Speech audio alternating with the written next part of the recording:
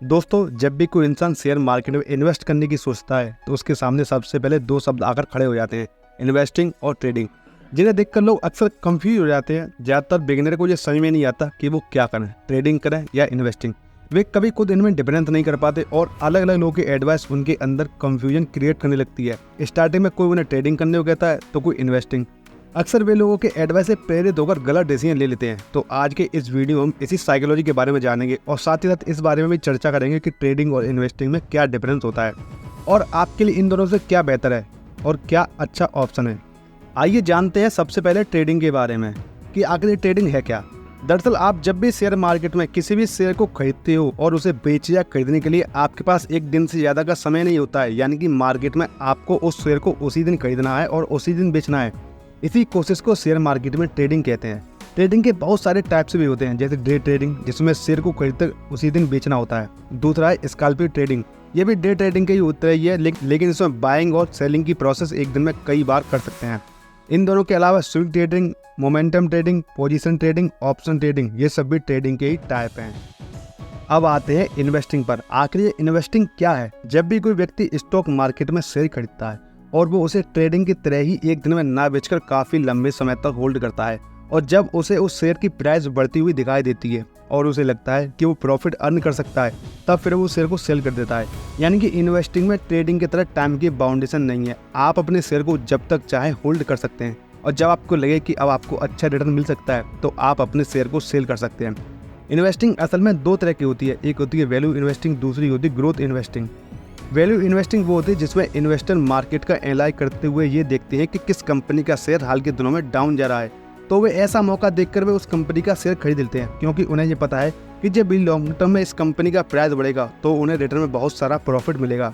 दूसरा है growth investing, जिसमें इन्वेस्टर मार्केट का एनालाइज करते हुए ये देखते हैं कि प्रेजेंट में ऐसी कौन सी कंपनी जिसके फ्यूचर में ज़्यादा ग्रोथ होने के चांस हैं। इस तरह वे कंपनी के शेयर को खरीदकर लॉन्ग टर्म में इन्वेस्ट कर देते हैं।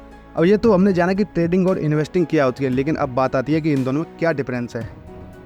तो सबसे बड़ा डिफरेंस यही है कि जहाँ ट्रेडिंग एक शॉर्ट टर्म प्रोसेस है तो वहीं इन्वेस्टिंग एक लॉन्ग टर्म प्रोसेस होती है। ट्रेडिंग ज़्यादातर वे लोग करते हैं जो मार्केट की अच्छी समय रखते हैं और उन्हें कम टाइम में बहुत ज़्यादा प्रॉफिट कमाना होता है, लेकिन इसके अंदर एक कमी है और वो ये है कि ट्रेडिंग से शॉर्ट टर्म में जितनी संभावना प्रॉफिट कमाने की होती है उतनी संभावना पैसा गंवाने की भी होती है। इसीलिए तो वॉरेन बफेट जैसे बड़े इन्वेस्टर ट्रेडिंग को गैम्बलिंग यानी कि जुआ कहते हैं। उनका कहना है कि ट्रेडिंग एक ऐसा जुआ है जिसमें आप जितना पैसा कमाते हो उससे ज़्यादा पैसा आप गंवा भी सकते हो। अगर आप सिर्फ एक बार ट्रेडिंग करते हैं और उसी बार में आप मार्केट से प्रॉफिट निकाल कर चले जाते हो तब तो आपने प्रॉफिट बना लिया, लेकिन वही आपने डेली ट्रेडिंग करने शुरू की तो जब भी आप एनालाइज करने जाओगे तो आप या तो अपने आप को बहुत ज़्यादा लॉस में पाओगे या फिर आप पाओगे कि आपका पैसा उतना का उतना ही है। और साथ ही साथ जितनी बार आप ट्रेडिंग करते हो उतनी बार आपको एक अच्छा खासा अमाउंट ब्रोकर को पे करना पड़ता है। और वहीं दूसरी ये तरफ है इन्वेस्टिंग, जो आपको सोचने समझने और मार्केट को एनालाइज करने का भरपूर टाइम देती है। इसमें रिस्क भी काफ़ी कम है और साथ ही साथ आपको ब्रोकर को भी बहुत कम अमाउंट पे करना पड़ता है। अब ट्रेडिंग और इन्वेस्टिंग में से आपके लिए क्या बेहतर है, इसे समझते हैं एक स्टोरी के थ्रू। एक समय की बात है, एक शहर में दो बहुत ही जिगरी दोस्त रहते थे। एक का नाम था आशीष और दूसरे का नाम था विवेक। दोनों को ही फाइनेंशियल वर्ल्ड और इन्वेस्टमेंट के फील्ड में बहुत इंटरेस्ट था। वे दोनों चाहते थे कि वे इस फाइनेंशियल नॉलेज का यूज करके अपनी वेल्थ को कई गुना तक बढ़ाना है, लेकिन दिक्कत यही थी कि दोनों का गोल सेम होते हुए भी इसे पाने का तरीका अलग अलग था। जहाँ एक और आशीष एक बहुत ज़्यादा एक्साइटेड ट्रेडर था तो वहीं विवेक फाइनेंशियल फंडामेंटल और पेशेंस रखने वाला एक इन्वेस्टर। आशीष को स्टॉक मार्केट का थ्रिल बहुत पसंद था, इसलिए वो रोज मार्केट ट्रेंड और चार्ट्स पर नजर बनाए रखता था। टाइम टाइम पर ट्रेड करता रहता था, यहाँ तक कि वो कभी कभी एक दिन में कई बार ट्रेड कर लेता था ताकि वो शॉर्ट टर्म में ज़्यादा पैसे अर्न कर सके और अपनी वेल्थ को जल्द से जल्द मल्टीपल टाइम ग्रो कर सके। आशीष का मानना था कि क्विक डिसीजन लेकर ही स्टॉक मार्केट में फ़ायदा उठाया जा सकता है और यही एक रास्ता है जल्दी से जल्दी ग्रोथ पाने का। दूसरी तरफ विवेक है जो लॉन्ग टर्म की पावर में बिलीव करता था। विवेक बहुत ही केयरफुली कंपनीज के बारे में स्टडी करता था। पहले वो फंडामेंटल और ग्रोथ चार्ट पर बहुत स्टडी करता था, फिर उसके बाद वो उस अवसर का इंतजार करता था कि कब उस कंपनी के शेयर अंडर वैल्यू हो जाए, यानी कि सस्ते हो जाएं, ताकि वो उस कंपनी में इन्वेस्ट कर सके और सालों तक अपने इन्वेस्टमेंट को होल्ड कर सके। और जैसे ही सही टाइम आए वो अपने शेयर को बेचकर अच्छा खासा रिटर्न प्राप्त कर सके। एक दिन हुआ ऐसा कि स्टॉक मार्केट में एक टेक्नोलॉजी कंपनी का आगमन हुआ जिसका नाम था इनोवेटेक। इस कंपनी के आते ही शेयर मार्केट में हड़कंप मच गया, क्योंकि चारों तरफ इसके बारे में ये अफवाह फैली थी कि ये कंपनी सभी को कम टाइम में अच्छे खासे रिटर्न दे रही है। औरों की तरह आशीष भी इस कंपनी को लेकर बहुत ज़्यादा एक्साइटेड हो गया। उसने कुछ बिना देखे ही उस कंपनी के कई सारे शेयर खरीद लिए ताकि वो इन्हें जल्द से जल्द बेचकर ढेर सारा पैसा कमा सके। दूसरी तरफ विवेक ने ठीक इसके उल्टे बहुत ही सीरियसली अप्रोच अपनाई और उसने सबसे पहले कंपनी के पोटेंशियल के बारे में पता लगाया, लेकिन इसके बाद भी उसे पूरी तरह से संतुष्टि नहीं हुई।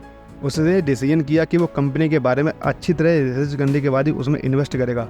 एक लंबी रिसर्च और एनालिसिस करने के बाद जब विवेक को लगा कि कंपनी वास्तव में ग्रो कर सकती है, तब जाकर उसने उस कंपनी में इन्वेस्ट कर दिया। जैसे जैसे समय बीता स्टॉक मार्केट में उतार चढ़ाव आता रहा, साथ ही साथ टेक कंपनी के शेयर फ्लक्चुएट करते रहे। इसके कई रीजन थे, जैसे market sentimental, industry news, economic condition etcetera. इस दौरान आशीष ने कई सारे ट्रेड किए, कुछ में उसे बहुत ज़्यादा प्रॉफिट हुआ, कुछ में उसे लॉस हुआ।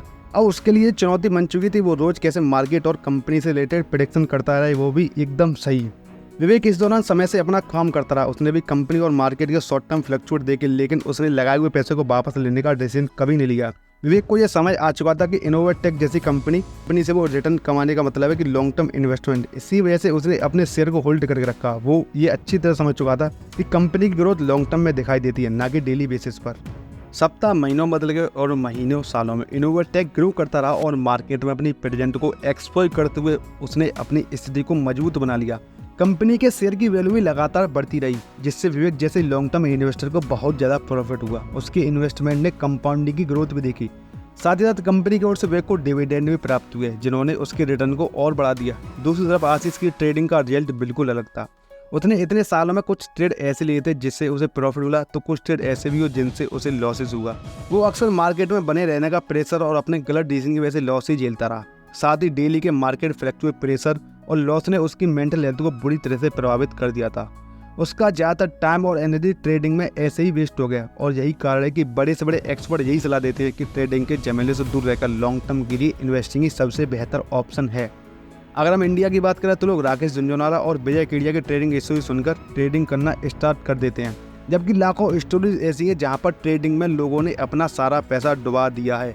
यहाँ तक कि विजय केडिया भी अपने कई सारे इंटरव्यूज में कह चुके हैं कि अगर आप स्टॉक मार्केट से पैसा कमाना चाहते हो तो आप इन्वेस्टिंग करो, ना कि trading, because trading is a gambling. वो बताते हैं कि जब वो स्टॉक मार्केट में नए थे तो उन्होंने सोचा था कि पहले डेली ट्रेडिंग करके वो काफ़ी सारा प्रॉफिट कमा लेंगे, फिर उस पैसे को लॉन्ग टर्म के लिए इन्वेस्ट कर देंगे, लेकिन ऐसा नहीं हुआ। उन्हें छोटे मोटे प्रॉफिट के साथ कई लॉसेज भी झेलने पड़े कि नौबत यहाँ तक आ चुकी थी कि उनके बच्चे के दूध खरीदने के भी पैसे नहीं थे उनके पास।